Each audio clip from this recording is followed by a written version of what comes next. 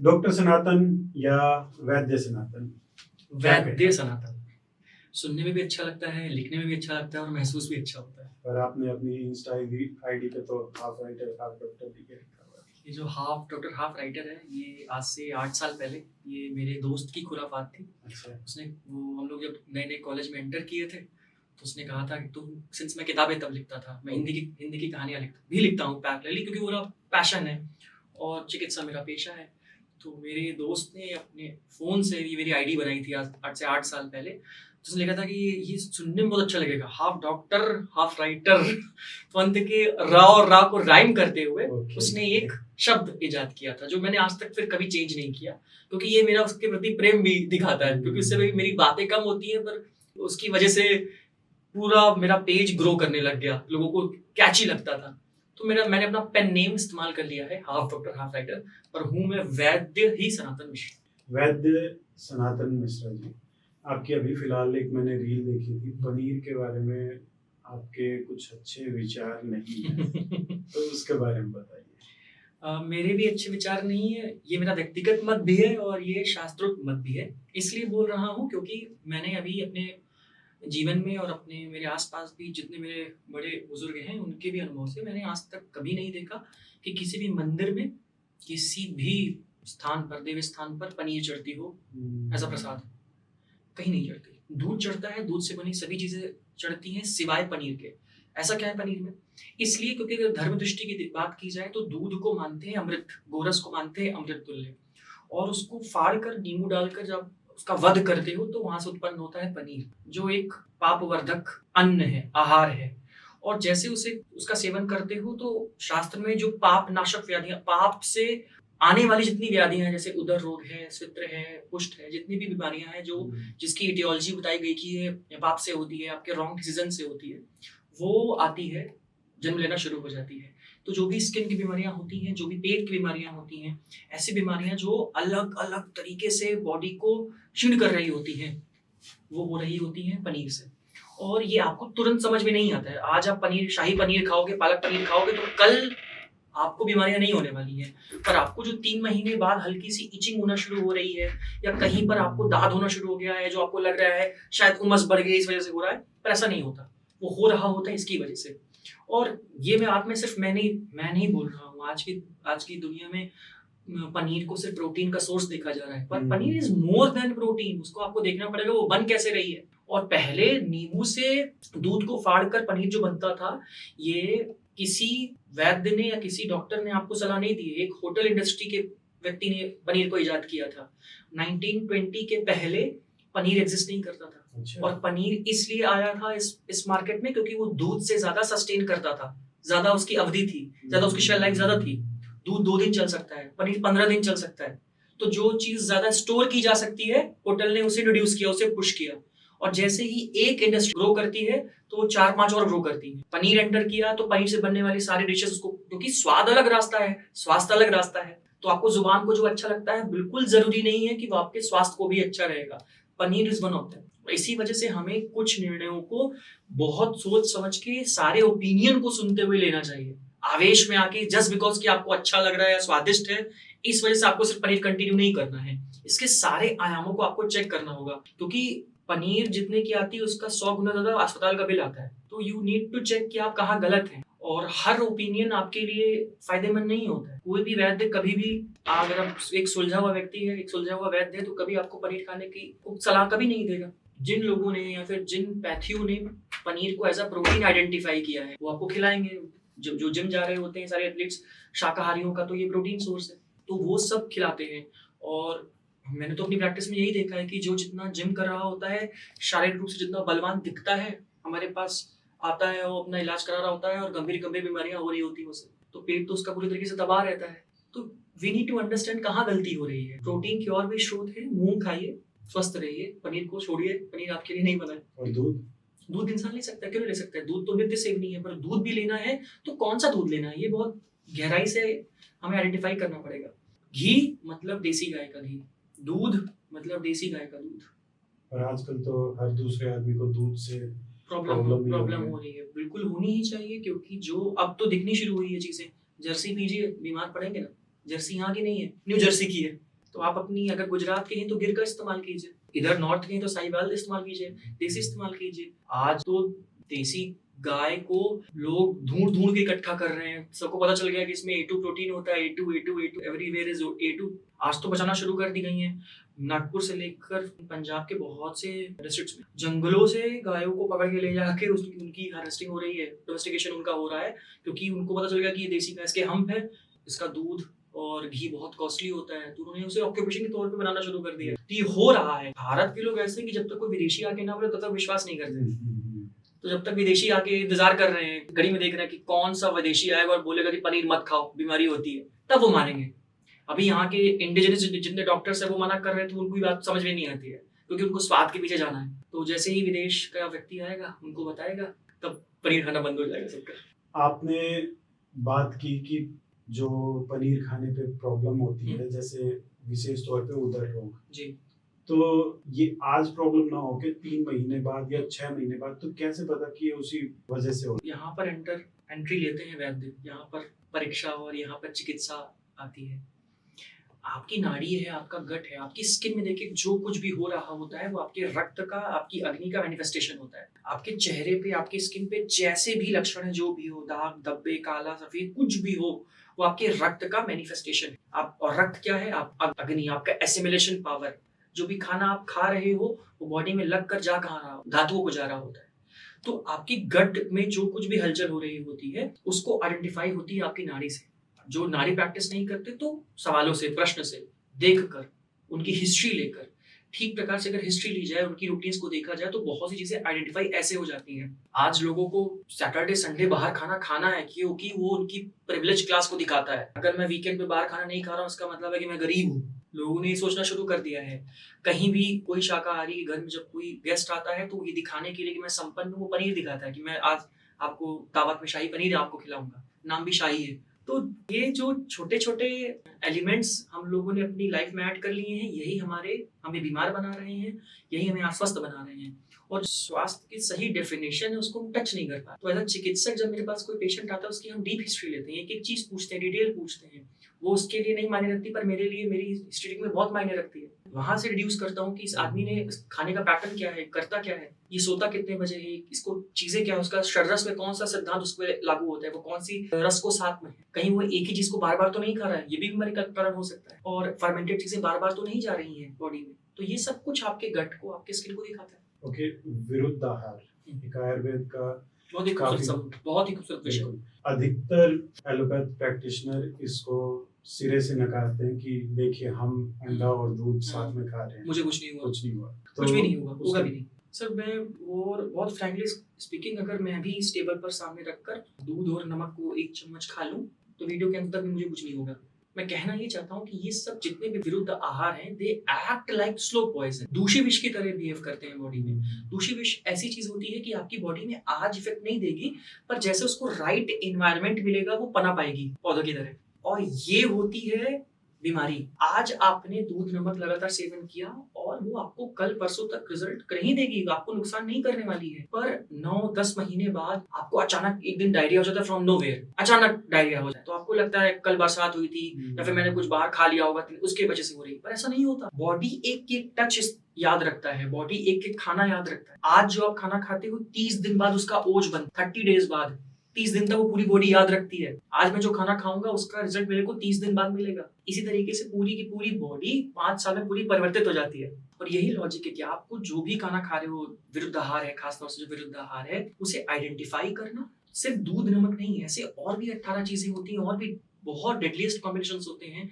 जो अनेक बीमारियों के स्रोत होते हैं, रूट होते हैं। उसको कट करना है तो क्लिनजिंग, डेली क्लिनजिंग जरूरी है।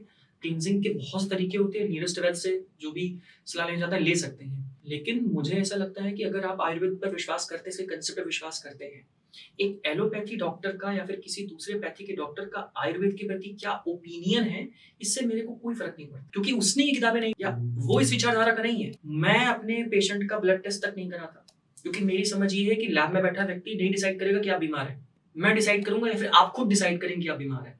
आपको ठीक से नींद आती है, भूख लगती है, क्या भूख लगेगा कोई टेस्ट हो सकता है क्या लैब में? क्या सैंपल लेगा आपका?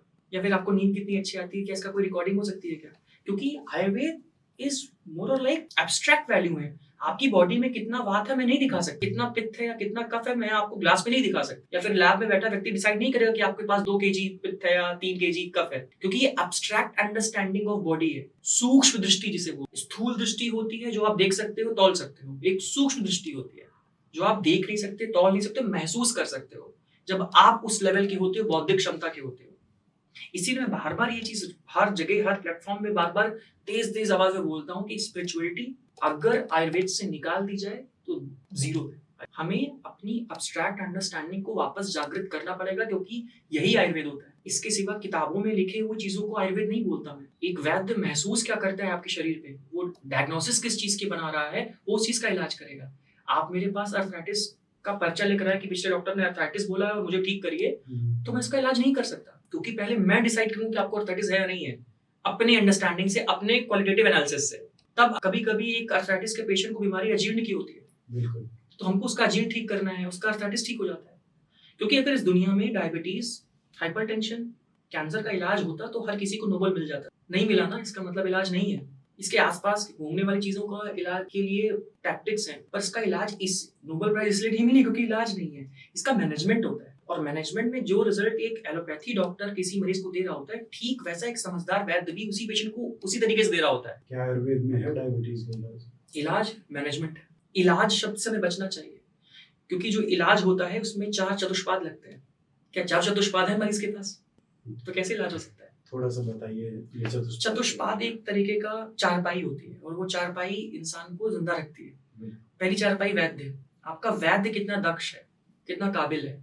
दूसरा है औषधि, उसके पास वेपन, उसकी ताकत, उसकी बनी है, उसकी योग्यता क्या है, कितनी हाई पोटेंसी की एफिकेसी की इस्तेमाल कर रहा है, जड़ी बूटियां कौन से इस्तेमाल कर रहे हैं, और क्या विचार करके कौन से औषधि इस्तेमाल कर रहा है, क्योंकि हर डॉक्टर का प्रिस्क्रिप्शन अलग अलग हो सकता है। तीसरा, उसको ठीक करने वाले लोग चाहते हैं कि वो ठीक हो या ना हो, परिचारक, पीपल अराउंड पेशेंट। और चौथा, स्वयं रोगी, क्या वो खुद ठीक होना चाहता है कि नहीं। वो स्वयं आलसी है, वो स्वयं 6 बजे सुबह नहीं उठ सकता, वो उठने वाला है 11 बजे, और आप उसका इलाज कर लोगे, नहीं कर पाऊंगा इलाज। एक और मिसकॉन्सेप्शन आयुर्वेद से जुड़ा, आयुर्वेद में हर बीमारी का नहीं है। आयुर्वेद में सिर्फ उन बीमारियों का इलाज है जो साध्य है। आयुर्वेद में उन किसी भी व्याधि का इलाज आयुर्वेद करने की सलाह भी नहीं देता, और रोगी को त्याज्य बोल देता है जो असाध्य व्याधि है। बहुत सारे लोगों को इस बारे में नहीं पता, ये थोड़ा सा इसको एक्सप्लेन कीजिए। बीमारियों को पहले आइडेंटिफाई किया गया साध्यता के अनुसार, कृच साध्य बोला गया, मतलब कठिनाई से ठीक होने वाले व्याधियां। और तीसरा प्रत्यक है, और बोला गया कि जो त्याज्य व्याधि है इसको टच नहीं करना चाहिए, जो असाध्य व्याधियां होती हैं। तो ये जो 3 डिफरेंशिएशंस किए गए, वो कई बल के अनुसार किए गए, रोगी के बल के अनुसार किए गए, वो डिफरेंशिएट करने को किए गए कि वैद्यों को कैसी बीमारियों को किस अवस्था में ठीक करना चाहिए। बड़ी सी बड़ी बीमारियां हैं, आप सबसे डेडलीस्ट बीमारी कैंसर। कैंसर आपको अचानक एक दिन रिपोर्ट में कभी नहीं दिखता है, छोटे छोटे साइंस के साथ दिखता है, इतने साइंस के साथ। अचानक पसीना आना, अचानक पेट दर्द होना, अचानक ब्लीडिंग कहीं से हो जाना, हल्का फीवरिश महसूस होना। जब पेशेंट उसे इग्नोर करना शुरू करता है और सोचता है कि कुछ नहीं, हमको तो कंटिन्यू करना अपनी दिनचर्या, फिर वो बढ़ता है ऐसी अवस्था में जहां पर दोष और धातु, मकान मालिक और किराएदार आपस में भिड़ जाते हैं। दोष है, किराएदार भिड़ जाते हैं, और जब ये भिड़ जाते हैं तो इनको अलग करना सबसे मुश्किल है, और यही असाध्यता अवस्था है। विरुद्ध आहार से कैंसर हो सकता है? डेफिनेटली हो सकता है। कैंसर किस चीज से हो सकता है इसके बारे में पुख्ता सबूत मेरे पास भी नहीं है, क्योंकि मेरा अनुभव, क्लिनिकल अनुभव इतना गहरा नहीं है कि मैं इसको बहुत ही बड़े स्तर पर घोषित कर पाऊं। पर हमने जितने कैंसर पेशेंट देख रहे हैं या देखे हैं, उनका जो पैटर्न है डेफिनेटली दिखता है कि उनकी रूटीन में इग्नोरेंस है, उनकी डाइट में इग्नोरेंस है। वो दूध को लेकर, वो आहार को लेकर, अन्न को लेकर, टाइम और अमाउंट को लेकर बहुत ही ज्यादा इग्नोरेंट है। उनको लगता है वो कभी भी खाएंगे खाना, कभी भी पच जाएगा। और सारी बीमारियां सिर्फ और सिर्फ नाभि से होती है, अग्नि से होती है। सारी की सारी व्याधियां आपके पित्त स्थान नाभि में ही होती हैं। वो ऊपर जाती हैं, नीचे जाती हैं या तिर्यक जाती हैं। और जब तक हम इस कंसेप्ट को नहीं अप्रिशिएट करेंगे, हम ऐसी बीमारियां या फिर कोविड जैसे हैवॉक से नहीं निकल सकते। अभी 5 साल पहले कोविड आया, हवा के रास्ते आया। मुझे ये बताइए कि मान लीजिए अगला कोई भी पैंडेमिक पानी के रास्ते आ जाए, तो क्या आपकी बॉडी तैयार है उसके लिए? क्या इतने स्वस्थ हैं आपकी बच जाएंगे? मैं नहीं तैयार हूँ, मेरी खुद की बॉडी अस्वस्थ है। इसी वजह से हमको समझना पड़ेगा कि दुनिया में सिर्फ इलाज एलोपैथी से नहीं हो सकता। दुनिया इस एलोपैथी के पहले भी बीमार थी और एलोपैथी के बाद भी बीमार रहेगी। हमको आपको पीछे पलट के देखना बहुत जरूरी है कि हमारे पूर्वजों के साथ क्या हुआ। हमारे पूर्वज 100 साल जी के गए हैं, तो एटलीस्ट हम कुछ एक्नॉलेजमेंट तो शो कर सकते हैं उनकी हैबिट्स को लेकर। वो क्यों 100 साल जीते थे, ऐसा वो क्या करते थे, क्या खाते थे, हमें कुछ तो उनसे ज्ञान चाहिए ना। हमारे पूर्वज एक सिरे से हमको नकार के बैठे हुए हैं और ये हमारी सबसे बड़ी गलती है। हमारा पूर्वज हमारा शास्त्र है, आयुर्वेद है। बिल्कुल, समय द्वारा परीक्षित अगर कोई चीज इतने सालों से, इतने सर्वाइव कर रही है, समय से चली आ रही है, तो वो हवा में तो हो नहीं सकती है। अच्छा, आपने बात की पूर्वजों की, वो क्या खाते थे क्या नहीं खाते थे। अनाज एक आज के समय में एक बहुत बड़ा ट्रेंड चला हुआ है। गेहूं इग्नोर कर विलन है। पता नहीं वो कौन लोग हैं और जो ये उन्हें सलाह दे रहा है वो शायद उनका विलन है। गेहूं अन्न है और जब तक हम अन्न से दोस्ती नहीं करेंगे, ना ही हमारी बॉडी में प्राण बनेगा और ना ही हमारी अग्नि को वो मिलेगा जो वो चाहती है। आपने खुद देखा होगा कि कोई भी फेस्टिवल होता है, कुछ भी होता है, लोहड़ी होती है, आप अग्नि में अन्न डालते हो ना, जलाते हो ना, जलाते क्या, आहुति देते हो उसे, प्रणाम करते हो। फसल काटने वाला हूँ, आप इसे स्वीकार कीजिए। जो चीज आपको प्राण दे रही है आपको नुकसान कैसे कर सकती है? नहीं कर सकती है। गेहूं नुकसान नहीं कर सकता है, आपकी अग्नि उसे एक्सेप्ट कर रही है या नहीं कर रही है, ये प्रॉब्लम हो सकती है। आपने सुना होगा कि ग्लूटेन एलर्जी है, मुझे वीट से प्रॉब्लम है, मैं ये नहीं खाती, मैं ये नहीं खाता। प्रॉब्लम उस अन्न में नहीं है। आप 20 साल तक आप खाएं, आपको कोई दिक्कत नहीं। अचानक एक दिन टेस्ट कराया, उसमें आया कि आपको ग्लूटेन एलर्जी है और आपने अगले दिन खाना बंद कर दिया। प्रॉब्लम आपके अंदर थी। वही अन्न मैं खाऊं, मैं पचा लूंगा। इट इज नॉट एलर्जी, ये बाहर से नहीं ट्रिगर हो रही है, आपके अंदर से ट्रिगर हो रही है। और जो इस आत्मिक गुण को समझ पाएगा वो बच जाएगा। तो वृत्रयी किताबें हैं, चरक, शुशुक और वाग्भट है। मूल ग्रंथों में जिन कॉम्बिनेशंस का जिक्र है या फिर जिन चीजों का जिक्र है उसको पहले स्थायी माना जाता है, उसके बाद जितनी भी भैषज और तो योग रत्नाकर को मैं इसलिए पहली प्रेफरेंस इसीलिए नहीं देता क्योंकि आचार्य चरक। मिलेट्स या मल्टीग्रेन आटा क्या चीज ठीक है? सिंगल ग्रेन या मल्टीग्रेन क्या ठीक है, पहले वो बताइए। तीनों ठीक है, गेहूं भी ठीक है, मिलेट्स भी, केवल मिलेट्स भी ठीक है और मल्टीग्रेन भी ठीक है। पर जो तीन ठीक है, ये तीनों का अवस्था बहुत जरूरी है, समय बहुत जरूरी है। सबसे जैसे सीजनल सब्जियों के लिए कहा जाता है कि जो जिस ऋतु में हो रहा हो उसी ऋतु में उसका सेवन करना चाहिए, ठीक यही चीज लागू होता है अनाज को लेकर के। गेहूं जब हो रहा होता है तो ही उसका सेवन करना चाहिए। जैसे ठंडियां आती हैं तो मिलेट्स एंटर कर जाते थे, उनकी फसल कटती थी, तब वो उनका खाने का टाइम था। पर मॉल कल्चर ने और जो बेचने की होड़ है उसने इसको 12 मासी कर दिया है। कोई भी चीज अब आपको 12 मासी मिल सकती है। अगर जो मटर है जो ठंड में मिलती है वो आपको जून जुलाई की कड़ाके की गर्मी में भी मिल सकती है। तो ऐसा मटर paneer the deadliest combination, tastiest also. तो इस तरीके से आपको अनाज के बारे में भी डिफरेंशिएशन आपको पता होना चाहिए कि गर्मियों के कौन से अनाज हैं, ठंडियों के कौन से अनाज हैं, और एक जो सामान्य अनाज आपकी बॉडी में अगर आ रहा है तो किस रेशियो में आए। जैसे हम अमूमन अपने पेशेंट्स को बोलते हैं कि आपका जो मल्टीग्रेन का आटा आप खा रहे हो उसका रेशियो बहुत इंपॉर्टेंट है। जैसे कि 50% अगर आपने गेहूं कर दिया है तो 25, 20 और 5 इसका रेशियो रखना चाहिए बाकी मिनट्स का। जो मिनट ज्यादा भारी होते हैं उनको पीछे रखना है, जो हल्के होते हैं उनको आगे रखना है। और 50% गेहूं को मैं पूरी तरीके से बंद कभी नहीं करता क्योंकि मेरा पर्सनल एक्सपीरियंस रहा है पेशेंट्स के साथ कि गेहूं जैसे बॉडी में जाता है तो उनको उनकी जो कमजोरियां होती है बॉडी में, जो लेथार्जिक महसूस करते हैं वो ज्यादा महसूस करने लगते हैं। और औषधियां भी बहुत लेट से काम करती हैं क्योंकि ऋग्वेद का बहुत ही फेमस श्लोक है अन्नवय प्राणा, और इसका मतलब सिर्फ ये होता है कि आपकी बॉडी में जो प्राण बन रहा है, जो ऊर्जा बन रही है, जो केंद्र बन रहा है, वो अन्न की वजह से बन रहा होता है। और अनाज को कभी बंद नहीं करना चाहिए, ऐसा मेरी समझ है। भारी और हल्के मिलेट्स, ये जो आपने बताया इसके बारे में थोड़ा बताइए कि कौन कौन से भारी है, कौन कौन से हल्के। देखिए, प्रकृति बहुत जरूरी होती है। जैसे कि एक इंसान की प्रकृति होती है, पर्सनैलिटी होती है, उस प्रकार से हर एक अन्न की भी प्रकृति होती है। दालें भारी होती हैं, देर से पकती हैं और देर से पचती हैं। चावल जल्दी पकता है और जल्दी पचता है। तो जब आप खिचड़ी बना के खाते हो तो वो बहुत मिक्स होती है, आपको सुपाच्य हो जाती है। इसी प्रकार से अनाज भी होते हैं। अनाज भारी कौन से होते हैं, जैसे कि वो मोटे कुट्टू के आटे, जिसको बोल रागी, ये भारी में आता है। और जिसको गेहूं के साथ अगर आप मिक्स करते हो तो एक सम्यक बैलेंस बनता है अग्नि का, जो डाइजेस्ट होता है।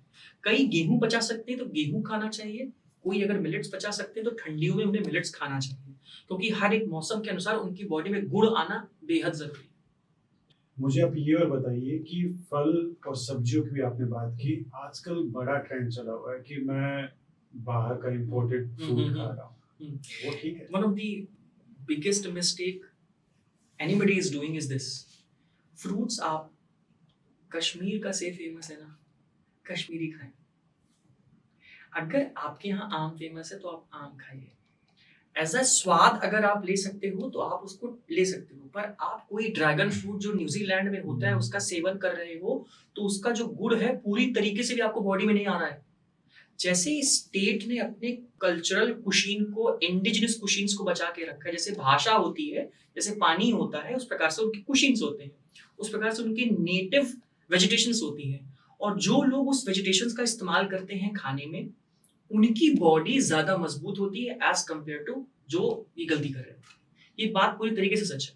ओके, एक बड़ा ही कॉमन इशू आजकल लगभग सभी को परेशान कर रहा है, एसिडिटी। तो इसमें किन चीजों का खास ध्यान रखना चाहिए, खास तौर पे क्या नहीं खाना चाहिए, वो बताइए। ऐसी कोई भी चीज जो बॉडी के पित्त की द्रव्यता को भी इंक्रीज करती है या पित्त को बढ़ाता है, उसका सेवन नहीं करना चाहिए। खास तौर से सबसे बड़ी गलती लाल मिर्च की होती है। लाल मिर्च ना तो इंडियन है और ना ही कभी थी, ये थी मैक्सिको की, हमारी थी ग्रीन चिली, हरी मिर्च थी हमारी। पर हम हर एक खाने में, हर एक होटल इंडस्ट्री में बनने वाला सारे फूड में लाल मिर्च इस्तेमाल होती है, क्योंकि लाल मिर्च सलाइवेशन को तेज करता है। आप लाल मिर्च सोचोगे और आपको सलाइवा आ जाएगा, यही उसकी खूबसूरती है। तो जो भी आप होटल में जाते हो, आप उससे मना करो कि मेरी दाल में लाल मिर्च मत डाला, फिर भी वो इतनी डालेगा क्योंकि सलाइवेशन आता है। आप दोबारा आना चाहोगे उसके होटल में खाना खाने के तो लिए। हरी मिर्च से लाल मिर्च नहीं बनती? बिल्कुल भी नहीं मिलती। लाल मिर्च के अलग प्लांट्स होते हैं, हरी मिर्च का बिल्कुल अलग होता है और लाल मिर्च बिल्कुल अलग होता है, उसका जीन्स बिल्कुल अलग अलग होती है। अच्छा। आपको एज अ इंडियन हरी मिर्च ही खानी चाहिए। लाल मिर्च एंटर की थी जब मांस खाना देश शुरू किया था, उनके रेसिपीज में आपको लाल मिर्च बहुत ज्यादा मिलती है, क्योंकि वहां पर ये चीज होती थी, वहां पे खाते थे। अपने साथ जब वो कुशीन्स यहाँ पर लेकर आए, जो मीट कल्चर डेवलप हुआ प्रॉपरली, जिसे बोलते हैं प्रॉपरली मीट कल्चर इंट्रोड्यूस जब किया गया, तो साथ में रेड चिलीज ने एंटर किया। इस वजह से हमें ग्रीन चिलीज को अपनाना चाहिए, रेड चिलीज को पीछे रखना चाहिए। और एसिडिटी में ग्रीन चिली यूज की जा सकती है? कम मात्रा में कर सकते हैं, पर रेड चिलीज को बिल्कुल नहीं करना चाहिए। और काली मिर्च या लौंग पेपर? लौंग का इस्तेमाल कर सकते हैं और पेपर का इस्तेमाल हम लोग करते हैं। बेसिकली मैं तो इसको मिश्री के साथ मिलाकर देता हूँ, 4:1 के रेशियो में हम लोग इसका दे रहे होते हैं, जो एक एज अ होम रेमेडी सभी मम्मी को पता होनी चाहिए। क्या है, एक बार थोड़ा बताइए। बेसिकली लौंग और काली मिर्च और मिश्री का भाग होता है, जिससे 4:1 का रेशियो जैसे बोलते हैं। लौंग चार भाग मिश्री, एक भाग लौंग, एक भाग काली मिर्च। इसको पीस कर आधा चम्मच खाना खाने के आधे घंटे बाद अगर आप लेते हो तो आपकी जो एसिडिटी है उसकी फ्रीक्वेंसी, इंटेंसिटी भी कम होना शुरू हो जाती है। पर एसिडिटी को अगर पूरी तरीके से जीतना है आपको, तो उसके लिए आपको और भी चीजें ध्यान रखनी पड़ेगी। सबसे पहली, खाना आप कितने बजे खा रहे हो और कितना खा रहे हो। आकंठ खाना खाकर आपको 100% होने वाली एसिडिटी, चाहे आप कितने स्वस्थ व्यक्ति हो। इसी वजह से अपनी क्षमता का सिर्फ 80% आपको खाना चाहिए। तो मम्मी तो ये कहती है कि पेट भर के खाना खाया करो। मम्मी भी आजकल बीमार है बच्चे भी बीमार है, तो एटलीस्ट इनकी बात मानिए जिन्होंने इसकी पढ़ाई की है। हमने इसकी पढ़ाई की है तो हमको ये पता होना चाहिए कि आकंठ खाना नहीं खाना चाहिए। 70-80% ही ऑक्यूपेंसी हमारी क्षमता होती है और वही हमें खाना चाहिए। अपनी क्षमता का 70% खाना चाहिए और फिर पानी पीजिए। आप देखेंगे कि औषधि लेस चिकित्सा हो रही है। अच्छा, पानी की आपने बात की, खाने के बाद पानी पीना सही है गलती? ये आजकल एक श्लोक के खाना खाने के बाद योगी भोगी और पता, ये मैंने तो आज तक कहीं पढ़ा नहीं। अगर इसका रेफरेंस देखा जाए तो ये अष्टांग का रेफरेंस आता है और ये होता है। प्रॉब्लम की बात ये कि इसका इंटरप्रिटेशन गलत बहुत होता है। अच्छा। बहुत गलत मिस इंटरप्रेटेड है। भागवत जी ने इसका वर्णन किया हुआ है और ये बोला गया है कि आपकी जो अग्नि होती है, जो समान वायु होती है पेट के अंदर जो होती है, जो धधका रही होती है आपकी अग्नि को, वो जो वायु होती है उसको बचाए रखने के लिए वो रिस्पॉन्सिबल होती है आपके मोटापे के लिए, आपके पतलेपन के लिए, आपके सामान्य वेट के लिए। तो जो पानी होता है, अगर आपको उसका सही प्रकार से उपयोग करना शुरू कर देंगे, खाना खाने के पहले पानी पी लेंगे तो ऑब्वियसली आपको भूख नहीं लगेगी, कम खाना खाओगे, ऑब्वियसली ऑब्वियस ही बात है। खाना कम खाओगे, हल्का खाओगे, पचेगा, ठीक है, वेट का नियंत्रण होना शुरू हो जाएगा। खाना खाने के तुरंत बाद पानी पियोगे तो किसी भी जलती हुई आग में पानी डाल दो, बंद हो जाएगी ना, तो आपकी बॉडी में स्टोरेज धातु बढ़ना शुरू हो जाएगी, ठीक से पकेगी नहीं, तो वो आपकी वेट गेन होना शुरू हो जाएगा। और अगर बीच बीच में अग्नि बढ़ाने के लिए खाना खा रहे हो, घी खा रहे हो और थोड़ा सा पानी पी रहे हो, तो वो सम्यक वेट बनाए रखती है। भागवत जी ने लिख लिया है, आप्तवचन है, इस वजह से मैं इस पे पूरा विश्वास करता हूँ। पर खाना खाने के और खाना खाने और पानी पीने के बीच में एक प्रॉपर स्पेस होना बहुत जरूरी है, डिफरेंशिएशन। निगलने के लिए आपको बस पानी पीना चाहिए उस वक्त, लेकिन अगर प्रॉपरली पानी पीना है और एसिडिटी नहीं आपकी बॉडी में जानी चाहिए, तो उसके लिए आपको एक प्रॉपर 20-25 मिनट का गैप रखना चाहिए। टाइम टेस्टेड है, इस पे डिबेट करनी तो दादाजी से करिए। ठीक है। अच्छा, मुझे आप ये और बताइए कि ब्लोटिंग एक एसिडिटी जितनी ही परेशान करने वाली, खास तौर पे पेशेंट्स मेरे पास भी बहुत सारे ऐसे आते हैं कि ना, अरे सर कुछ भी खाते ही पेट ऐसे हो जाता है, क्या बताएं। आप एक इमेजिन कीजिए कि एक लंबी सी पाइप है, पानी लगातार जा रहा है, आपने उसका एक एंड ऐसे दबा दिया तो पाइप फूलना शुरू होती है और बैकफ्लो होना शुरू होता है ना। आपने इस एंड को भी दबा दिया और पाइप ज़्यादा फूलना शुरू हो जाएगी। अपने आप को वही इमेजिन कीजिए, आपकी समान और अपान वायु जो है वो इसी खेल को खेल रही है। अगर आपकी अपान वायु और समान वायु बिल्कुल नियंत्रित है, for those who don't understand, इसका मतलब होता है वायु के डिफरेंट डिफरेंट पार्ट होते हैं और वो रिस्पॉन्सिबल होती है आपकी बॉडी कैसे हो रही है, आपको अग्नि कैसे है। थोड़ा सा इसके बारे में आप अभी जरूर। समान वायु होती है आपकी अग्नि को बढ़ाती है और अपान वायु जो मल बनता है उसे निष्कासित करती है। तो ब्लॉटिंग तब होती है जब वो ब्लॉकेज होता है आपकी पाइपलाइन में, और इस पाइपलाइन को अगर ठीक करना है तो सबसे पहले ये देखना पड़ेगा कि आप जो खाना खा रहे हो कहीं वही तो स्टैग्नेंसी नहीं दे रहा है, कहीं वही तो रुकने वाला नहीं है। तो ब्लॉटिंग का तो सबसे पहले रीजन तलाशना होगा कि वो हो किस रीजन से रहा है। अक्सर फर्मेंटेड फूड खाने के बाद होता है। फर्मेंटेड फूड जो इंसान बहुत ज्यादा खाता है, अलग अलग दही जैसे है, कटहल जैसे है, बैगन जैसे है, अरवी जैसे है, इसको खाने के बाद बहुत प्रॉब्लम होती है। तो इसको मात्रा कम करें, इसको जो स्पाइसेस आप घर में इस्तेमाल करें वो शुद्ध हो, अजवाइन का इस्तेमाल तेज करें और हींग का इस्तेमाल। हींग भेदन कर्म करती है, हींग का इस्तेमाल हमेशा भेदन कर्म के लिए किया जाता है। करती क्या है, हींग का पानी भी अगर आप पीना शुरू कर देते हो खाना खाने के बाद थोड़ा थोड़ा मिलाकर, तो भेदन कर्म करती है, पियर्सिंग नेचर होता है। तो आपका जो पाइप है भेदना शुरू करेगी और प्रेशर रिलीज होगा और आपको हल्का महसूस होगा, पॉटी ठीक से होगी। तो अजवाइन भी उसी के साथ लेनी चाहिए या केवल हींग लेना चाहिए? मैं तो हींग और अजवाइन दोनों को छोटा टिंचर भर इस्तेमाल करता हूँ पानी में, गर्म पानी के साथ, और सिप सिप करके पीने को बोलता हूँ। खाने के बाद 15 मिनट बाद, 20 मिनट बाद इस्तेमाल करता हूँ। और हींग की मात्रा बहुत ज्यादा नहीं कर सकते क्योंकि थोड़ा सा पित्त भी बढ़ाती है, इस वजह से उनको प्रॉब्लम ट्रिगर हो सकती है जिनको पुरानी प्रॉब्लम्स है। यही इसीलिए कहा जाता है कि कोई भी सलाह दी जाए तो पहले परीक्षण होना चाहिए, तब जाके सलाह को अप्लाई करना चाहिए। और हम ही चूक कर देते हैं, कहीं से सुन लेते हैं कि बोला है अजवाइन और हींग लेने के लिए, लाओ हर कोई ट्राई करे। पहले अपनी बॉडी को दिखाइए, अपने वैद्य को, कि उसके पित्त का मीटर कितना है, वात का मीटर कितना है और कफ का मीटर कितना है, तब जाके आप चीजें अप्लाई कीजिए। पर बहुत सारे लोग तो ये कहते हैं कि आयुर्वेदिक दवाइयों का कोई साइड इफेक्ट नहीं होता, कोई भी यूज कर सकता है। ठीक है, तो उनको इच्छा विधि खिला कर देखिए क्या होता है। इतनी सी आती है और खिला दीजिए तो इतनी पॉटी होगी कि परेशान हो जाएंगे, फिर उनसे पूछते हैं साइड इफेक्ट होता है या नहीं होता है।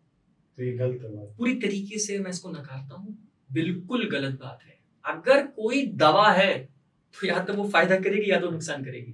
तो बहुत सारे इन्फ्लुएंसर फ्री वो दवा बता रहे होते हैं और कि ये खा लीजिए ये हो जाएगा, अश्वगंधा खाने से बॉडी बनती है, और राजवटी खा लीजिए और ये पता नहीं क्या क्या, मोस्ट अब्यूज शिलाजीत खा लीजिए तो बॉडी बनती है। उन्हें कोई आइडिया ही नहीं है कि इसका इस्तेमाल किस अवस्था में किया जाता है, किस पे फायदा करेगी, किस पे नुकसान करेगी। बहुत एक छोटा सा एग्जांपल देके समझ, औषधि का एग्जांपल, जैसे कि triphala, most most famous triphala हर कोई जानता है, हर किसी के डब्बे घर पे रखे रहते हैं त्रिफला के। हमने त्रिफला को पेट साफ करने की दवा बना दिया है नहीं, त्रिफला एक रसायन के तौर पे लिखा गया हमारे पास। शास्त्रों में इसका उल्लेख किया गया कि त्रिफला एक रसायन है, मतलब कि अगर मोटी मोटी भाषा में समझे तो रसायन मतलब कि आपकी बॉडी को रेजुविनेट करे, ताकत दे, ऐसी ताकत दे जो आपने पहले कभी महसूस नहीं की। रसायन का प्रयोग हमेशा शोधन के बाद करने को कहा गया, पहले शोधन होगा फिर रसायन होगा या बाजीकरण होगा। Same case with shilajit also. पर बेचने वाली इंडस्ट्री जो होती है, मुझे सामान बेचना है, मुझे बन गया है तो उसको बेचना चाहिए। त्रिफला का एक साइड बेनिफिट ये होता है कि ये लघु रेचन करता है, साइड बेनिफिट होता है कि बॉडी से मल को इकट्ठा करता है और पुश करता है। लोगों ने क्या समझा कि ये जो साइड बेनिफिट है यही इसका मुख्य बेनिफिट है, तो रसायन गुण तो उनको मिलने से रहा, खाए रहे च्यवनप्राश जैसा मिलने से रहा, पर त्रिफला ने वो जो रेचन करना शुरू किया तो उनकी आंतों को भी इरोड करना शुरू किया। हमने अपने प्रैक्टिस में पाइल्स से लेकर बहुत सी और भी जितनी अपान की समस्या होती है, जब पेशेंट की हिस्ट्री को डिग इन किया तो किसी ने बताया कि सर 10 साल पहले एक वैद्य से मिले थे, उन्होंने कहा था कि त्रिफला खाना शुरू करो। तो मैंने कहा था कि फिर 8 साल तक खाए, दोबारा उस वैद्य से मिले, तुम दोबारा गए भी नहीं उसके पास, उसने ये भी कहा होगा कि कुछ दिन खाना कुछ दिन बंद कर देना, पर आपने क्या किया, आपका पेट साफ होना शुरू हो गया तो 8 साल तक लगातार त्रिफला खाया आपने। सुखाता है त्रिफला, त्रिफला खाओ तो सूखा सूखा लगता है। हमने आधी बात मानी जितनी हमारे मतलब की थी, और उस वैद्य के पास दोबारा कभी गए नहीं बताने के लिए कि 8 साल से लगातार त्रिफला खा रहा हूँ। ये बात आपकी बिल्कुल ठीक है, मेरे साथ भी होता है एक्चुअली। मेरे साथ दूसरी वजह से होता है। बहुत सारे पेशेंट एक बार मुझसे कंसल्टेशन ले ली और उसके बाद दोबारा 6 महीने या साल बाद फिर दोबारा से अपना चेहरा दिखाते हैं, हर एक वैद्य के साथ। वो केवल इस वजह से कि ना दोबारा कंसल्टेशन फीस ना देनी पड़े। तो वो जो पैसा उन्होंने बचाया ना, वो पैसा जाकर दूसरी दोगुना जगह दिया, 2 गुना देना, 4 गुना 5 गुना दिया, पैसा गलत जगह बचा रहे होते हैं। मैं तो मजाक में क्या, उनके लिए सही बात है, मैं तो ये कहता हूँ कि जितना रिटर्न आपको घी दे सकता है, देसी घी दे सकता है, उतना SBI भी नहीं देता।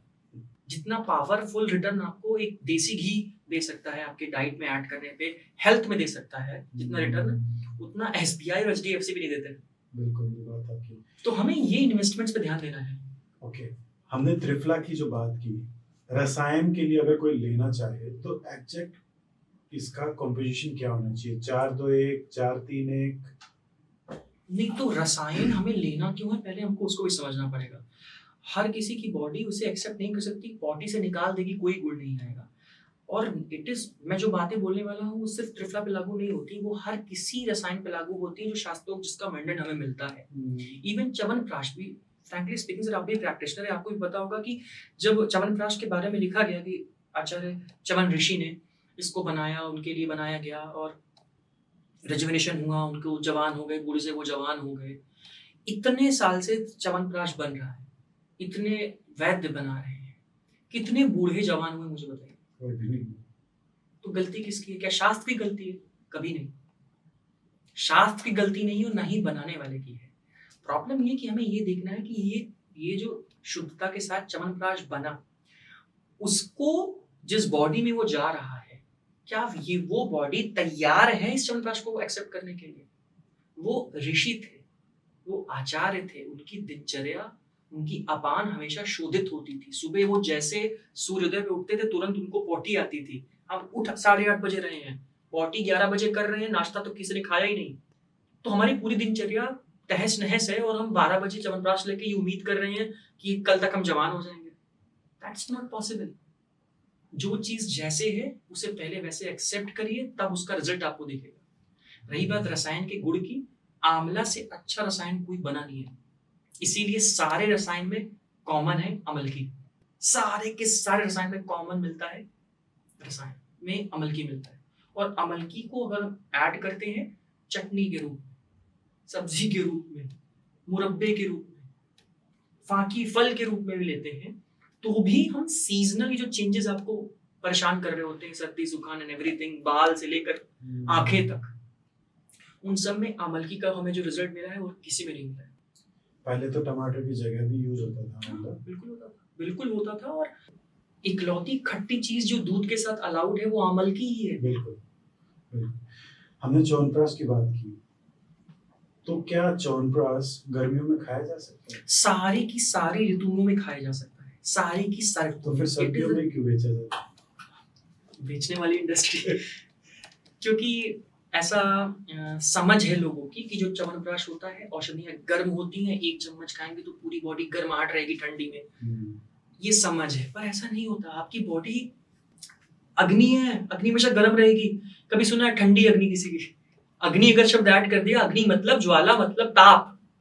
जठराग्नि जब तक बॉडी में है तब तक आपकी बॉडी में गर्माहट रहेगी ही रहेगी। हम लोग हमेशा वार्म ब्लडेड ही हैं। इंसान के मरने पर हम ठंडे होते हैं।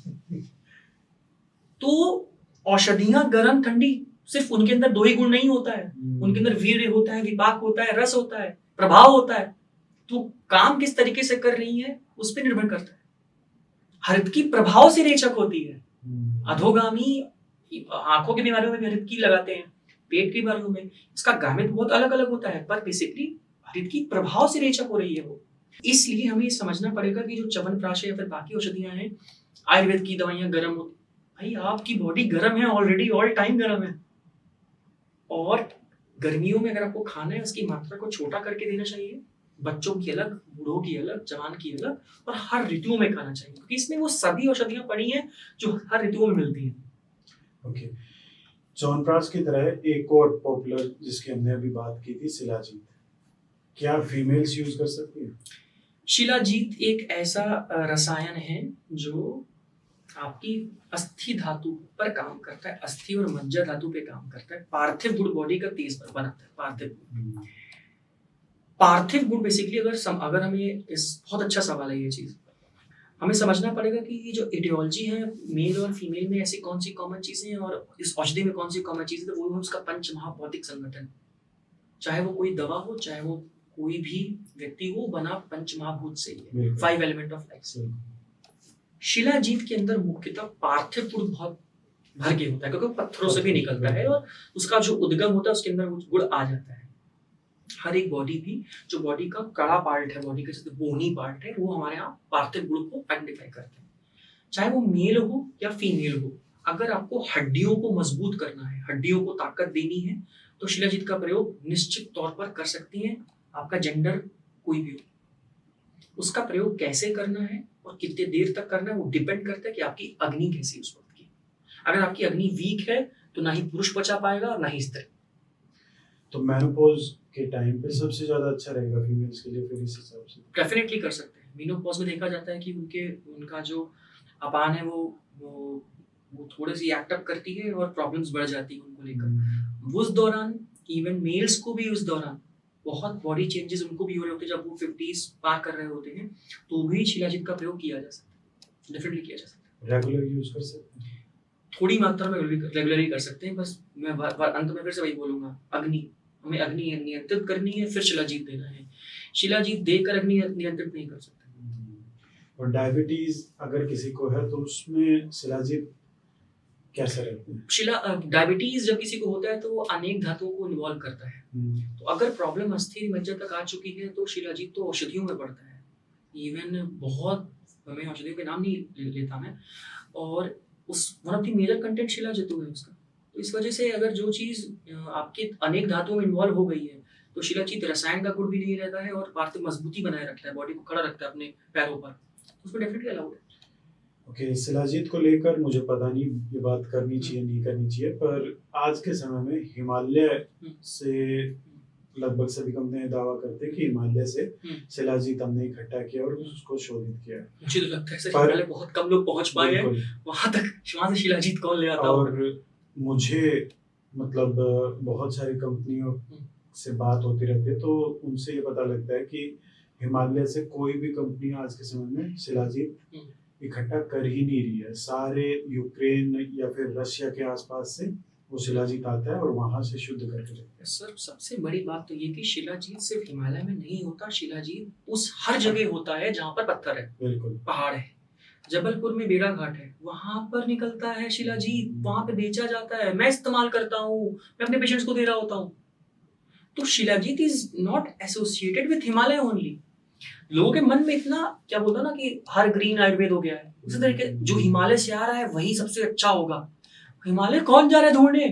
वो तुम्हें मूर्ख बना रहा है, बेवकूफ बना रहा है। वो कंपनी का नाम रखा हुआ है, उसी नाम से रखा है उसने, ताकि आपके दिमाग में छवि जाए कि जो कुछ भी आ रहा है सबसे शुद्ध है।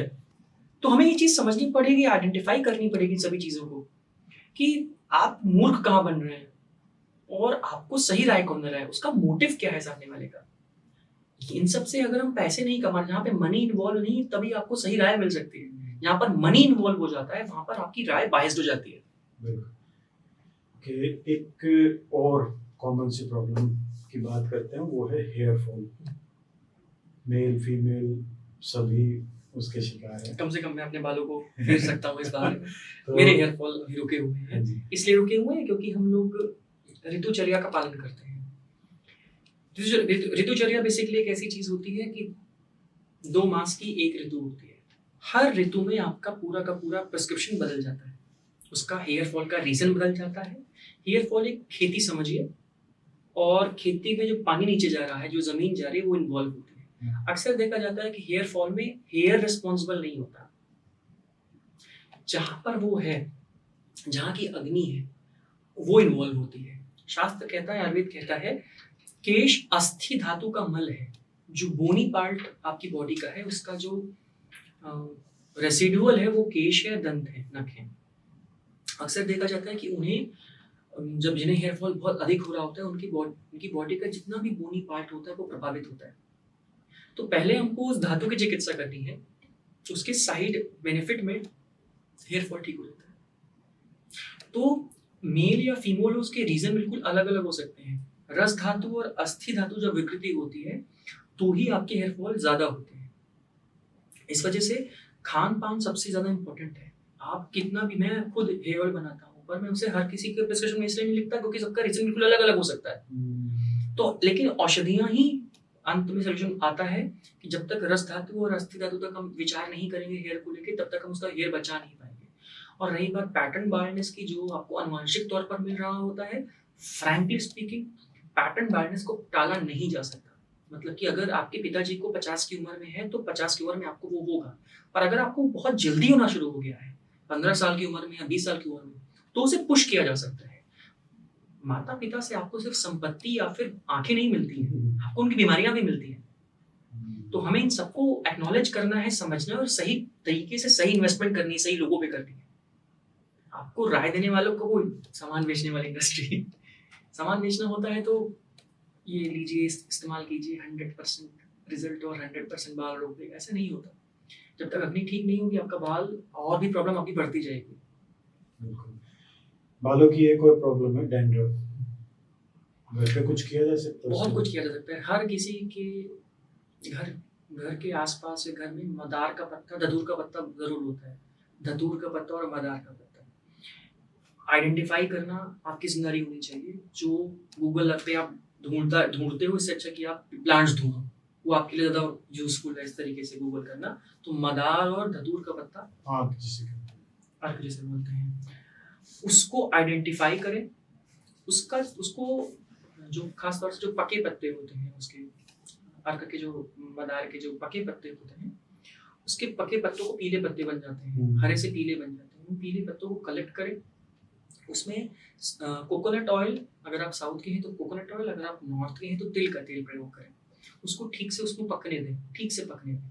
और जब वो तेल जो सिद्ध हो जाए तो उसको अपनी उंगलियों में डिप करके अपने स्काल्प पर रिंस करना शुरू करें।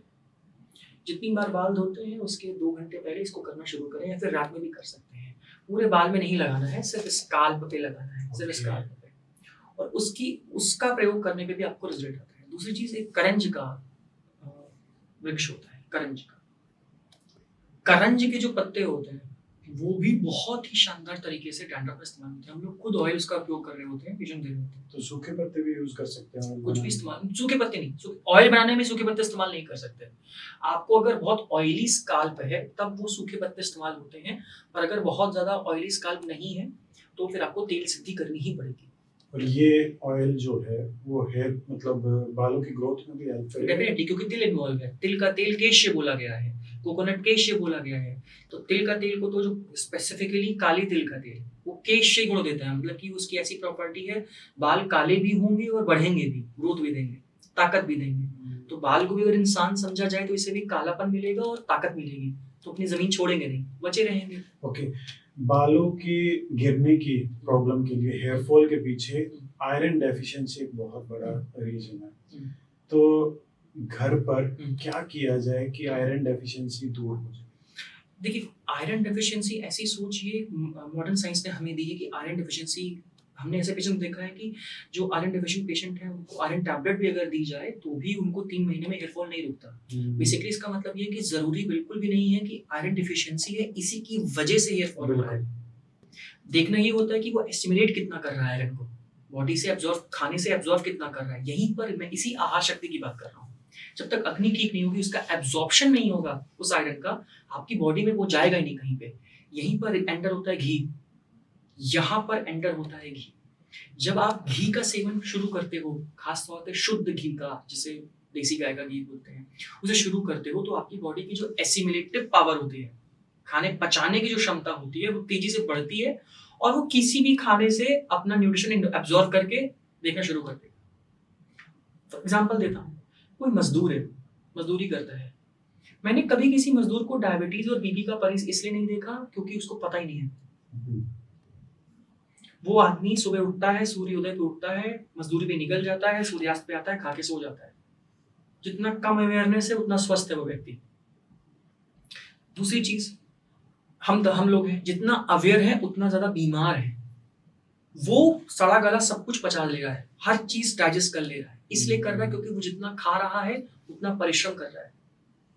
वो एसिमिलेट कर रहा है, अपने अन्न को एनर्जाइज कर रहा है, कन्वर्ट कर रहा है, वो अपनी काइनेटिक एनर्जी का उपयोग कर रहा है। अगर हम भी यही करना शुरू कर दें तो हम भी वही 6 पैक एप्स उस मजदूर की, हम भी 6 पैक एप्स ले सकते हैं बिना जिम जाए। वो जिम नहीं जाता, उसे कोई सप्लीमेंट, कोई वे प्रोटीन नहीं चाहिए, उसे कोई शिला जतु भी नहीं चाहिए, वो अफोर्ड भी नहीं कर सकता।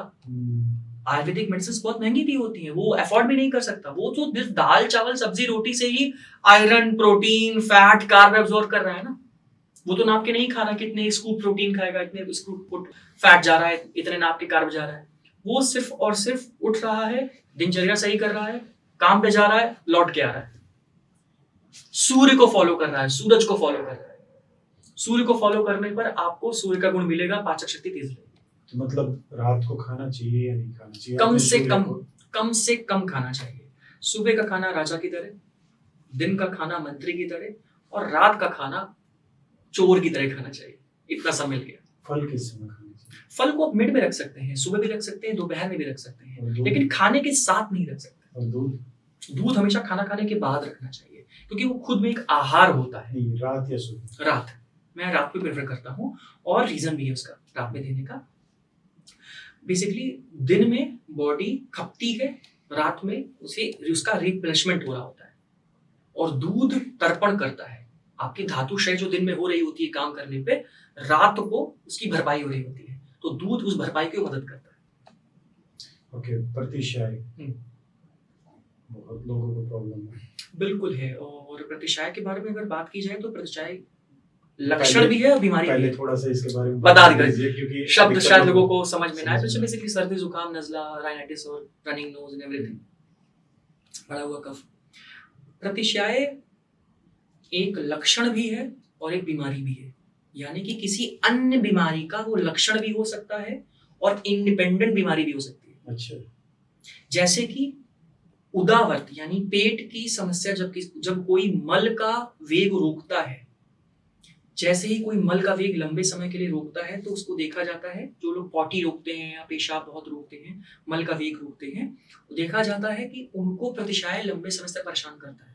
तो बेसिकली अगर आपको उनका सर्दी जुकाम ठीक करना है तो उनको रेचन देना पड़ेगा, उनका पेट साफ करना पड़ेगा। उनको यहाँ की दवा देंगे तो काम ही नहीं करेगी, क्योंकि रीजन ये नहीं है। इसीलिए कहते हैं ना आयुर्वेद रूट पे काम करता है। रूट ये हुआ, रूट नीचे होती है, इस पे काम हम करेंगे तब उसका असर आता है। दूसरे ऐसे केसेस होते हैं जहाँ पर आपको वहाँ की स्थानिक दिक्कतें हो सकती हैं, तो उसके लिए कफ को शमन करने के लिए न सिर्फ रेचनी नस्य दिया जाता है, धूमपान दिया जाता है, आप उसका प्रयोग कीजिए। ओके, नस्य की बात हुई तो नस्य क्या हेयर फॉल में, मैं बार बार हेयर फॉल को लेके आ रहा हूँ पर ये बात उसी से जुड़ी हुई थी, तो नस्य हेयर फॉल में भी काम करता है? बहुत अच्छे से काम करता है। नस्य को अगर हमने ठीक से समझ लिया और इस्तेमाल करना शुरू कर दिया तो नस्य नॉट जस्ट हेयर के लिए, आपके जितने भी मेजर हॉर्मोन्स होते हैं इसके ऊपर होते हैं, तो नस्य उन सब पे काम करता है। लेकिन नस्य को बहुत ही बारीकी से हमें समझना इसलिए पड़ेगा क्योंकि नस्य अगर आसमान में बादल है तो आप इस्तेमाल नहीं कर सकते, रेनी सीजन में इस्तेमाल नहीं कर सकते, रात में इस्तेमाल नहीं कर सकते। आपको नस्य इस्तेमाल करना है तो डे में ही इस्तेमाल करना है, उसके 14 काल बताए गए हैं जो वैद्य ही आपको समझा सकते पर हैं। प्रतिमर्श नस्य है, उसको नित्य बोला गया है पर उसको भी दिन में ही कर सकते जो ये कहते हैं कि रात को सोने से पहले 2-2 बूंद अपने नाक में हैं। देसी नहीं, घी दिन डाल- में, हमेशा दिन। नाक पे लगाया जा सकता है पर नस से नहीं लिया जा सकता है। जैसे कान में घी ऐसे लगाया जा सकता है पर उसमें डाला नहीं। कान में, नाक में जो भी औषधि जा रही होती है उसको हमेशा दिन में डालना चाहिए। क्योंकि मैंने आपसे क्या कहा कि सूर्य काल होता है और चंद्र काल होता है। चंद्र काल ऐसे होता है और सूर्य काल ओपन रहता है। तो औषधि एक्सेप्ट करने का जो काल है वो नस्य को कान में, नाक में दिन में करना चाहिए और रात में ये बंद होते हैं, इनको टच नहीं करना चाहिए।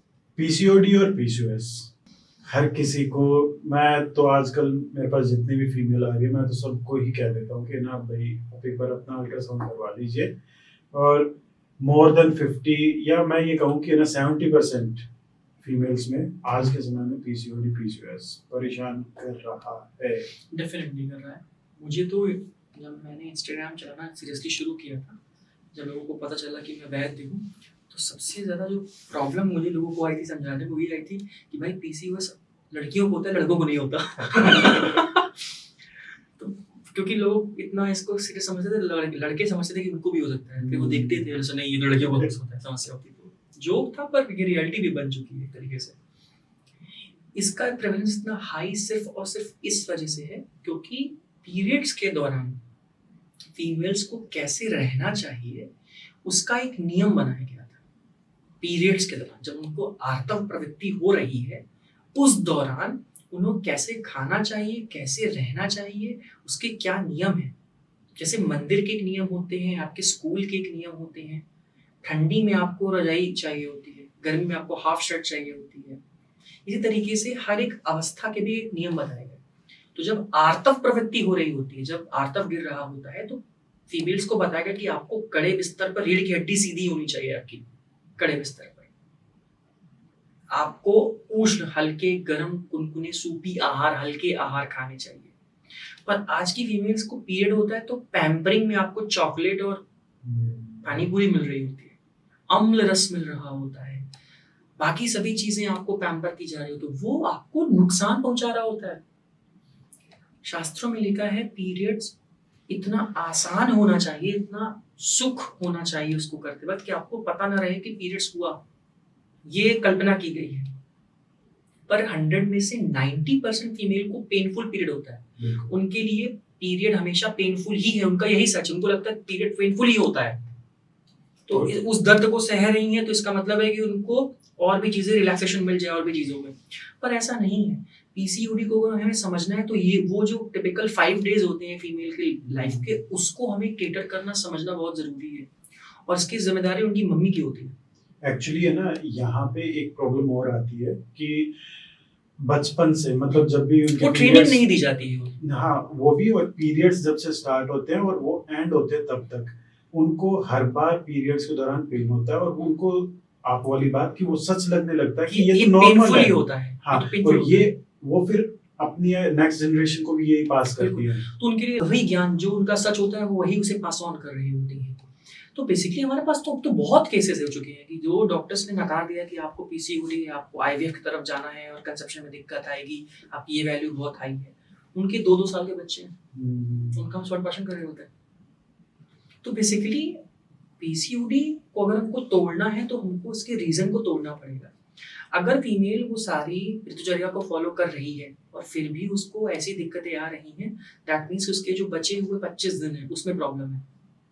तो फिर उन 25 दिनों को आइडेंटिफाई करना होता है कि उस दौरान वो डेयरी का सामान बहुत तो इस्तेमाल नहीं कर रही है, रात को सूर्योदय के बाद तो बहुत खाना नहीं खा रही है, या तो बहुत ज़्यादा भारी चीज़ें तो नहीं रेगुलरली बाहर खाना खा रही है जो बॉडी में बहुत दिन तक रहता है।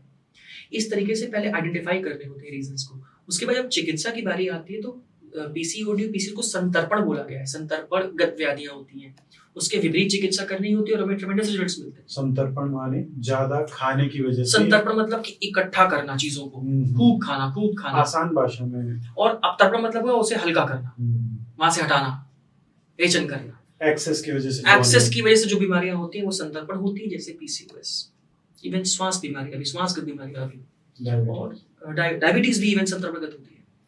इस वजह से हमको इस तरीके से हमको आइडेंटिफाई करना है कि किस रीजन से पीसीओएस हुआ है, पीसीओडी हुआ है, और उसके विपरीत चिकित्सा करनी है, और हमें 100% रिजल्ट्स मिलते हैं, 100% रिजल्ट्स।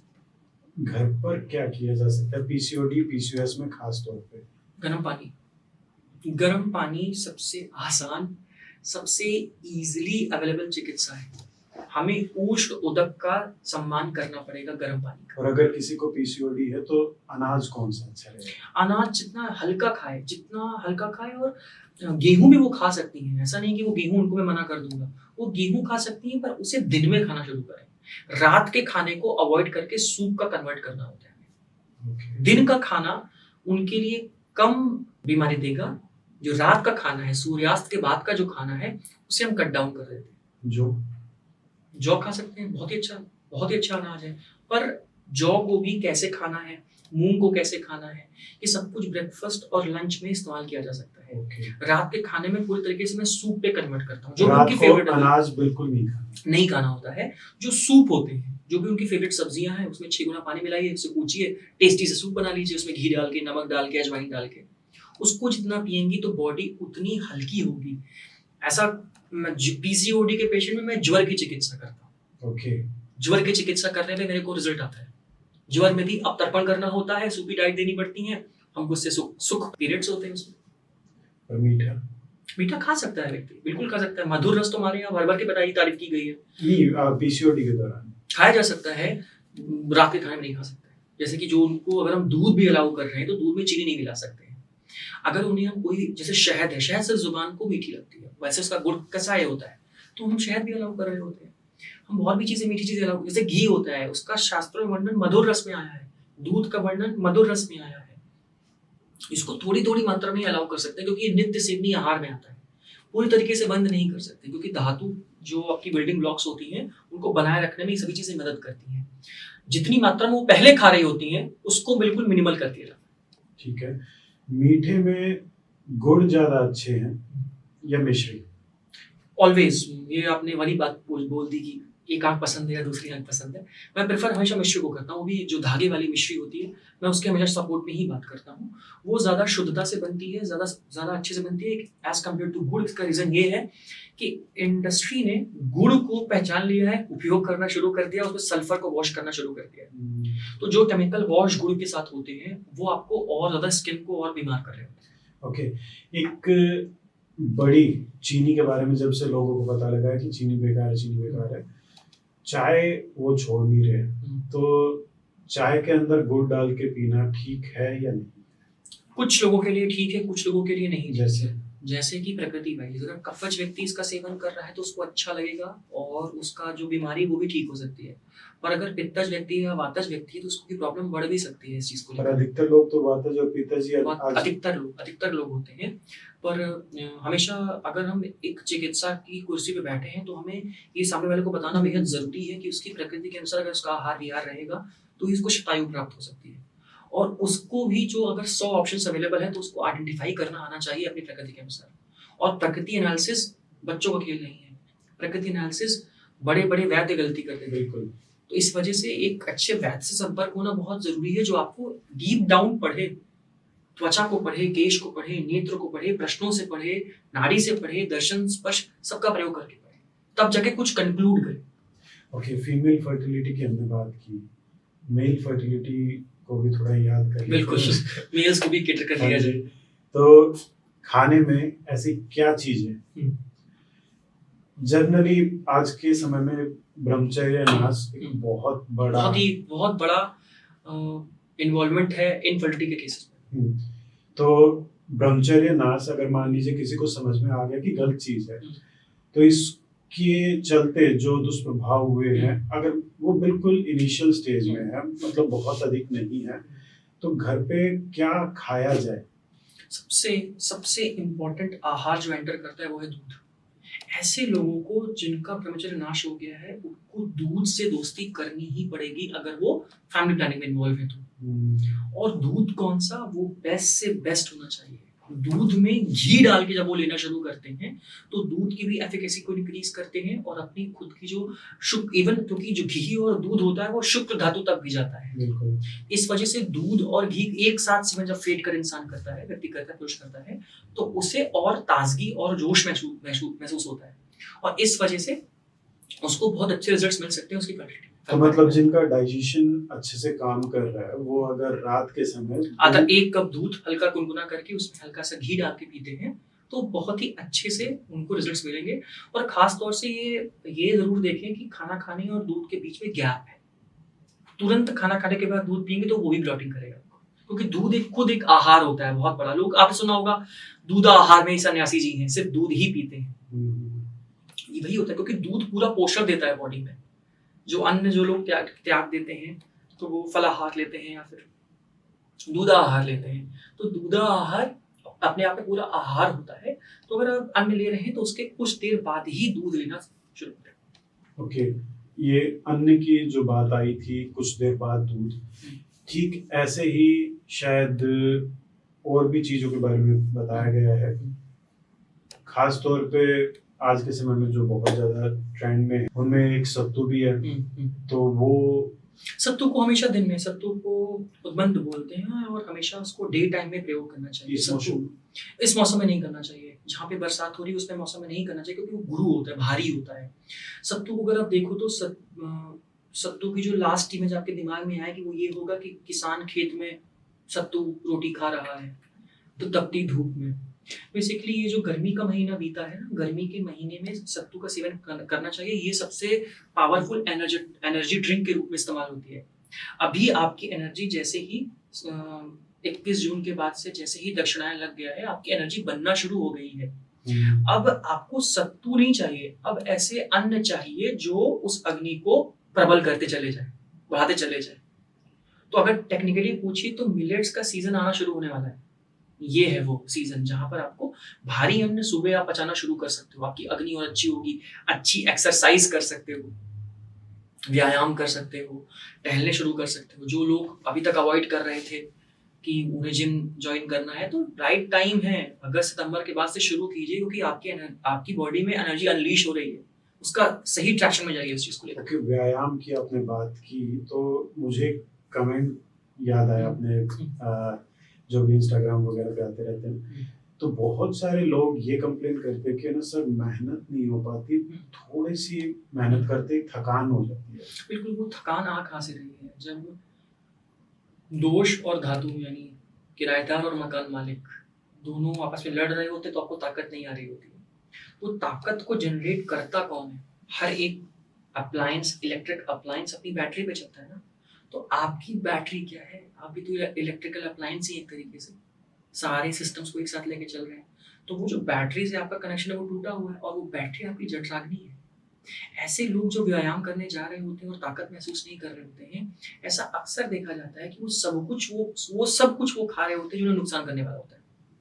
जब तक उसे कट डाउन नहीं करेंगे और ऐसे फूड को इंट्रोड्यूस नहीं करेंगे, आपको वो ताकत महसूस नहीं होगी।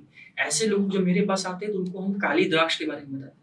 काली द्राक्ष का सेवन करना है कि हमारे यहाँ फलों का राजा काली द्राक्ष है, आम नहीं है। काली द्राक्ष जब सेवन करना शुरू करते हैं तो उन्हें वो ताजगी मिलना शुरू होती है।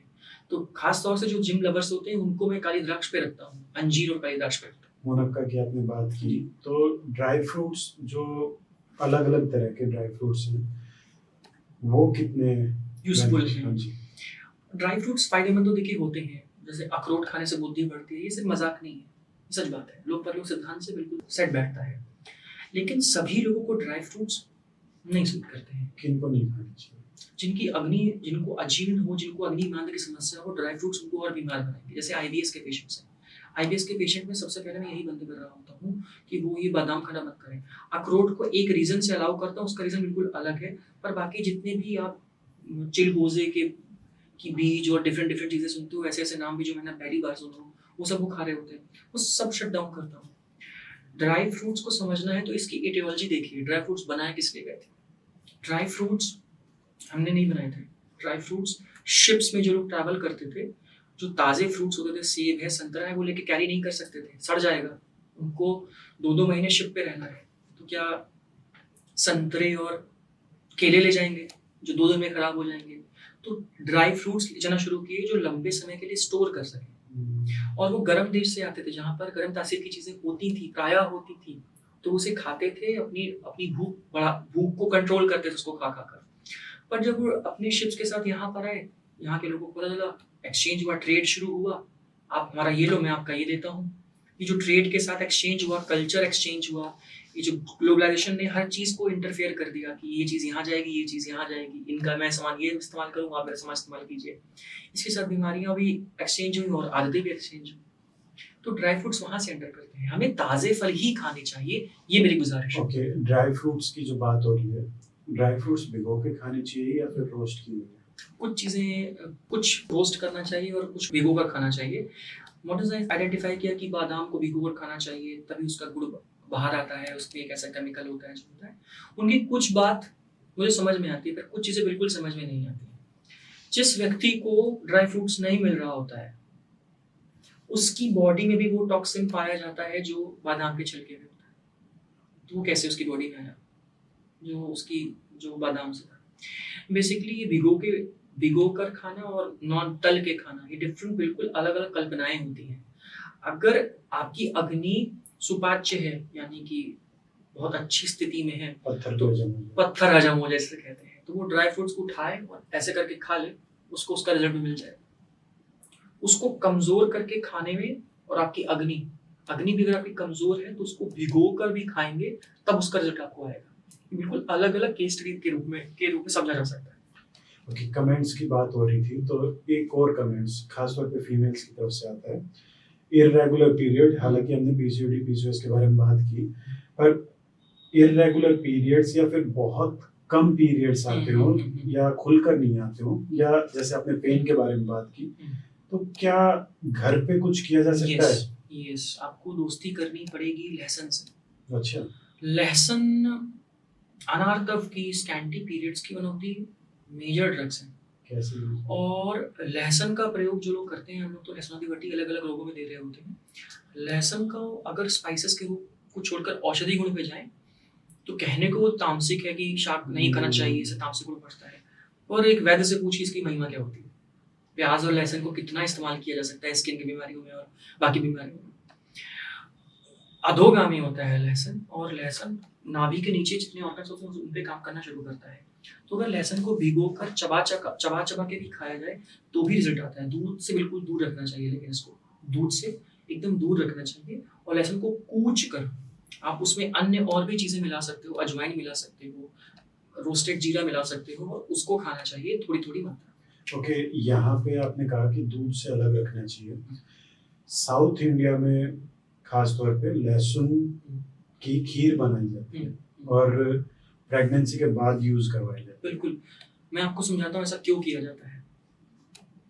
इवन हमारे यहाँ औषधि होती है, लहसुन को चीर पाक किया जाता है। लहसुन पाक किया जाता है दूध के साथ। रसून पाक। बंगाल में दही और चावल खाया जाता है नमक डाल के, उन्हें कोई नुकसान क्यों नहीं करता? जो विरुद्ध आहार ओक साथ होता। यही कंसेप्ट यहाँ पर भी आता है। लहसुन और चीर से जो खीर वहां पे बन रही होती है, वो अधोगामी, उनको प्रसव के बाद क्यों दिया जाता है? क्योंकि वापस से पीरियड आना शुरू हो रहे हैं। वो जो उनका 45 डेज का वेटिंग पीरियड होता है, पीरियड नहीं आ रहा होता है, तब ये काम करता है, औषधि की तरह काम करता है। उसे रेगुलरली कोई महिला खाएगी, उसको भयानक ब्लीडिंग होगी। इसी वजह से उसका एक टाइम पीरियड बनाया गया। ये चीज मैंने भी बहुत बार, हालांकि ये जो लहसुन की खीर है, मैंने भी अपने बहुत सारे शॉर्ट्स में या रील्स में मैंने भी काफी बार रेकमेंड की है, पर वो एक पर्टिकुलर प्रॉब्लम के लिए रेकमेंड की है। अगर उसको आप रेगुलर यूज करोगे तो प्रॉब्लम बढ़ेगी, ये सिद्ध बात है। और टेस्ट कोई अगर डेयर करना चाहता है तो करे। हम लोग बैठे हैं इलाज के लिए। नहीं, विरुद्ध आहार के बारे में आपकी जो पीछे बात हो रही थी, जैसे कि वो एक एनवायरनमेंट क्रिएट करता है और जब सही एनवायरनमेंट मिल जाए वो तो वो बना निकल पाएगा। के आता है। जैसे अभी हाल ही में मैंने एक ये वीडियो बनाया था कि बांस का जो पौधा होता है वो पहले 4-5 साल बिल्कुल हल्की सी मूवमेंट करता है और बिल्कुल फिर एकदम से बिल्कुल ठीक एग्जांपल आपने दिया है। यही है दूसरी विश का प्राइम एग्जांपल। हाँ जी। अब से मैं लोगों को एग्जांपल दूंगा। चलिए विरुद्ध आहार की थोड़ी सी और बात कर लेते हैं। क्या केवल 2 चीजों को मिलाकर खाना ही विरुद्ध आहार तक है? बिल्कुल भी नहीं, बिल्कुल भी नहीं। ये विरुद्ध आहार की टेबल का सिर्फ एक पार्ट है। ओके।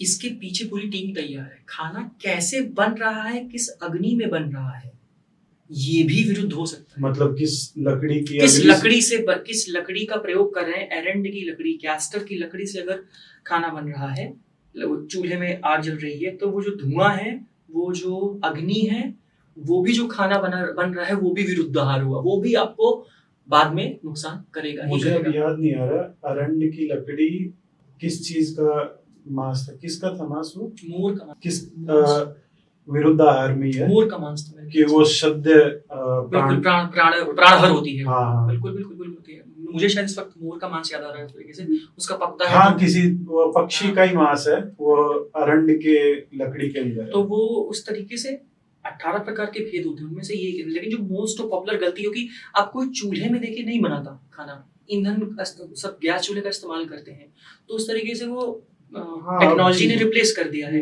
पर जो प्रायः जो गलती हो रही होती है वो फूड कॉम्बिनेशन से ही हो रही होती है। जैसे सबसे ज्यादा गलती और किससे हो रही होती है? ठंडा और गर्म एक साथ। ठंडा गर्म एक साथ जब आप खा रहे होते हो, ले रहे होते कोई किसी भी चीज को। मैंने रिसेंटली देखा था आइसक्रीम था, मैंने एक रील पे देखा था। अच्छा। एक आइसक्रीम था और बहुत सॉलिड आइसक्रीम थी, उसको ऐसे करके फोड़ा उन्होंने, तो उसको जब हटा तो हॉट चॉकलेट निकल रही अंदर से। तो बेसिकली वो पूरी तरीके से विरुद्ध आहार हुआ। वो मुझे ऐसा लगता है कि जो होटल इंडस्ट्री है, रेसिपी बनाते हैं, वो टाइप में है बड़े बड़े अस्पतालों के साथ। हाँ। कि मैं तुम्हें पेशेंट दूंगा मैं तुमको ये दूंगा। दोनों का ही काम चलता है। आप पेशेंट हो गए, आप स्वाद के साथ जस्ट बिकॉज की चीजें अवेलेबल हैं, जरूरी नहीं कि वो आपके लिए हो। बिल्कुल, हमें ये समझना पड़ेगा। एग्जाम्पल दूं, जंगल के जानवर तक ये जानते हैं कि घास डियर को खानी है, मांस शेर को खाना है, पर जब इंसान एंटर करता है उसको हर चीज खाना दिखता है। आपके लिए भी सेग्रीगेशन है। आप अपने साइंस को क्यों नहीं समझ रहे हो? अपनी इंडिजिनस वैल्यूज को क्यों नहीं समझ? आपके दांत दे दिया गया है, इसका मतलब नहीं कि आप लकड़ी चबाना शुरू कर दोगे। यू नीड टू अंडरस्टैंड कि आपका एक सेग्रीगेशन है, आपका एक जोन है कि आप ये खा सकते हैं, ये नहीं खा सकते। इसका डिसीजन या तो आपका संस्कार लेता है, या तो आपका परिवेश लेता है, या तो आपकी भूख लेती है। एक्चुअली वेज नॉन वेज का बड़ा कारण ये है, जहां पर आसानी से भोजन मिल जाता है, धरती से जो भोजन, धरती माँ से जो मिल जाता है। बिल्कुल बिल्कुल सही बात आप सर बोल रहे हैं। और मांस किस तरीके से अच्छा है बुरा कभी आयुर्वेद ने बोला ही नहीं। बिल्कुल। हमारे यहाँ मांसवर का पूरा वर्णन किया गया है कि जो अगर मांस खाता है तो उसको देख कर खाए, ये खाना है ये नहीं खाना है। बहुत सी बीमारियों में यूज करने के लिए कहा गया है। जुजुत्सा चिकित्सा इस्तेमाल, राज्य क्षमा में इस्तेमाल की जाती है। आपको अगर किसी को अपतर्पण रोग है तो उसे क्विकेस्ट वे में संतर्पण किया जा सकता है मांस से। ज्वर की चिकित्सा में शायद चरक में भी बहुत अच्छे से इसका वर्णन सर दिखता है। तो हमें इन सब वैल्यूज को समझना बहुत जरूरी है कि जवाब अंत में आपको मिलेगा यहीं पर आके। सवाल कितने भी हैं आपके मन में, अंत में आपको अपना माथा टेकना पड़ेगा शास्त्रों के सामने। आपको पीछे बैठ के देखना होगा कि आपके पूर्वज मूर्ख नहीं थे, उन्होंने सब देखा है, परखा है, टाइम टेस्टेड है, बहुत समय दिया है लिखने में, बहुत समय दिया है इसको लोगों तक पहुंचाने में। हमारी जिम्मेदारी बनती है, हमारी आपकी जिम्मेदारी बनती है कि सवाल पूछने का अधिकार सिर्फ उसे है जो इसने किताबें पढ़ी हो। आप एक बीमार व्यक्ति, आप एक रोगी हैं, आपने गलती की है, इसीलिए चिकित्सा का पर्यायवाची प्रायश्चित बोला गया। और कुछ लोग तो कहते हैं कि ना कहीं पे कुछ बात लिखी है तो इसका क्या मतलब कि वो सच होगी। ठीक है, उनका ये ओपिनियन है तो वो उन सभी बातों को नकारें और वो किसी चीज पे विश्वास ना करें। उनको चंद्रमा गोल नहीं चाहिए, चौकोर चाहिए। ऐसे लोगों से हमें बचना चाहिए। और आयुर्वेद या शास्त्र सिर्फ उनके लिए जिस पे आस्था रखते हैं। आस्तिक बोला गया है, धार्मिक नहीं बोला है, आस्तिक बोला है। आयुर्वेद उनकी मदद करता है जो आस्तिक होते हैं, अपनी आस्था रखते हैं। रोगी के गुण के अंदर भी बिल्कुल ये आता है, बताया गया आप कि अपने विश्वास अपने करने वाला होना चिकित्सक चाहिए। पे विश्वास तो करें, हाँ जी। उससे उसे फ्री छूट तो दे। ज्यादा से ज्यादा एक चिकित्सक एक रोगी से पैसा ले सकता है, ज्यादा से ज्यादा एक रोगी अपने चिकित्सक से ज्यादा स्वास्थ्य ले सकता है। जब ये लॉजिक को हम समझेंगे तो वो संबंध बना पाएंगे। और हमारी भी सर देखिए गलती तो है, हम ऐसा नहीं बोल सकते कि हम आयुर्वेद में लिख गए। हम लोग खुद भी तो प्रैक्टिस उतनी खूबसूरती से नहीं कर पाते हैं, जिसमें बहुत सी रीजन इन्वॉल्व है। प्रैक्टिस करने वाले वैद्य भी कितने हैं, बातें करने वाले बहुत है। प्रैक्टिसिंग वैद्यों को सामने आना बहुत जरूरी है। अरे बहुत, मैं ये कह रहा हूँ कि ना मेरे साथ जिन लोगों ने बीएमएस की थी, शायद ही उनमें से मैं या कुछ Same और here. मिलाकर जो आयुर्वेदा की प्रैक्टिस कर रहे होंगे। ये हम सबका सच है। अगर कहीं डिबेट होती है तो हम कमजोर इसीलिए पड़ जाते हैं क्योंकि प्रैक्टिसिंग वैद्यों की आवाज बहुत कम है। वो सामने नहीं आते, खुद ही फ्रेंडली में लड़ते रहते हैं, आपस में खींचातानी करते रहते हैं। मैं स्क्रैच करूं, तू मेरी स्क्रैच कर वाली बातें कर रहे होते हैं। तो इस वजह से हमको भी समझना पड़ेगा कि हमारे ऊपर एक जिम्मेदारी है। वो कहते हैं ना, इस शास्त्र ने हम सबको एक जिम्मेदारी दी थी, उस जिम्मेदारी की माचिस जला के हमने छोड़ दी। तो बेसिकली हमारे ऊपर एक बहुत बर्डन तो नहीं बोलूंगा, एक जिम्मेदारी है, एक अदृश्य जिम्मेदारी, इसको वो निभानी है। क्योंकि आज बीमारी अलग अलग रूप लेके आ रही है। हमारी खुद की फैमिली में लोग बीमार हैं, हम दूसरों को क्या इलाज करें?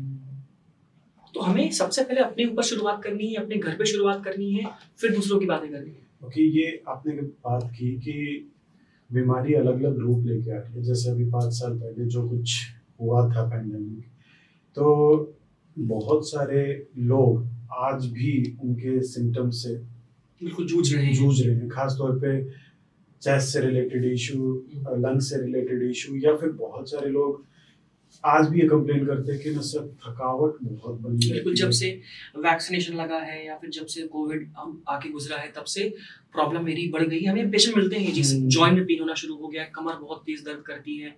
ये बीमारी 10 साल से गायब थी, जब से कोविड हुआ है तब से प्रॉब्लम होना शुरू हो गई। इससे बहुत से पेशेंट हमें मिलते हैं, सबको मिलते हैं, हर एक विधा के डॉक्टर्स को ये पेशेंट मिलना शुरू हो चुके हैं।